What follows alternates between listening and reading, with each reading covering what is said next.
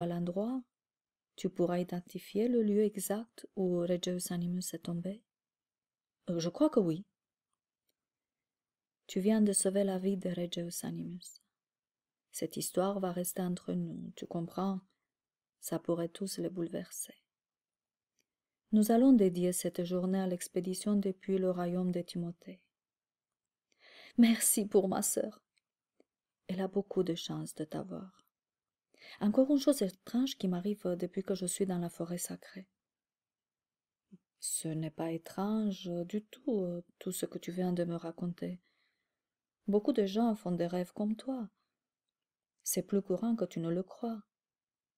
Du présent, nous pouvons explorer les différentes possibilités du futur.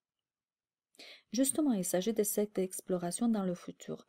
Quand je regarde quelqu'un, il y a tout un tas d'images autour de lui en lien avec sa vie future et ça change tout le temps. Évidemment, car rien n'est figé. L'univers est en perpétuelle transformation. Alors, si je regarde maintenant Regius Animus, je ne verrai plus autour de lui toutes ces images tristes que je vois depuis quelques jours? Je crois que non. Son destin a pris un autre chemin grâce à toi. Jusqu'à il y a 5 minutes, il était sur une voie sans issue. Avec ton aide, son destin s'est engagé de nouveau sur une voie avec une infinité de possibilités. C'est très intéressant de pouvoir détecter les voies sans issue et les contourner. Tu as cette chance de les voir. Et en plus, grâce à tes rêves, tu peux les identifier avec précision. Tu vas pouvoir beaucoup nous aider dans notre expédition pour tirer le signal d'alarme en cas de danger. Merci de votre confiance. C'est moi qui te remercie. Après cette discussion pleine d'enseignements, ils retournèrent auprès de leurs 6 autres coéquipiers. Le sage dit avec un grand sourire en montrant Nicolas. Nous avons la chance d'avoir parmi nous un sacré éclaireur. Je crois qu'il a raison, et qu'il est plus sage d'explorer les lieux aujourd'hui depuis le royaume de Timothée. Ça nous fera perdre une journée, dit Regius Animus intrigué.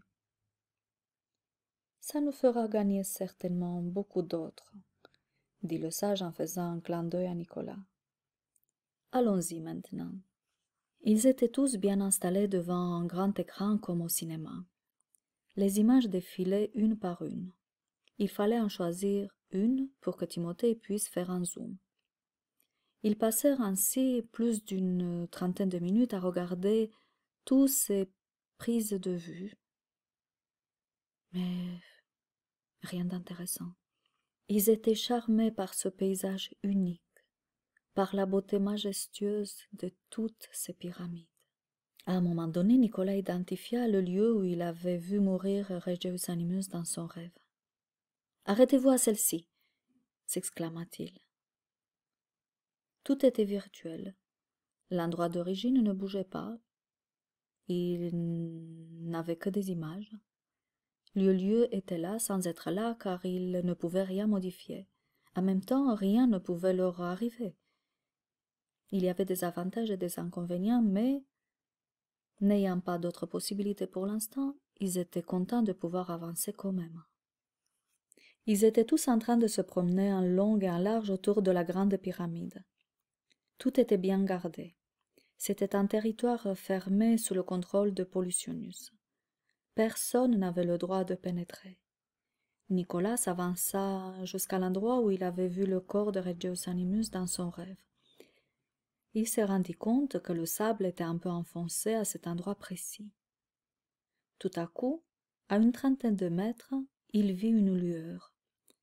Il s'avança plein de curiosité et il vit la pointe d'une flèche qui sortait d'un mécanisme bien dissimulé dans le sable. Donc c'était bien ça la flèche empoisonnée qui aurait tué Regius Animus.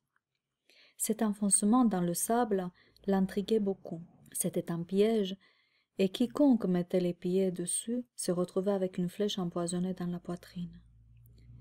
Cela voulait alors dire que l'entrée de la cachette de Soanus était dans les environs. Il n'imaginait pas ce que Soannus aurait pu cacher de si précieux là-dedans.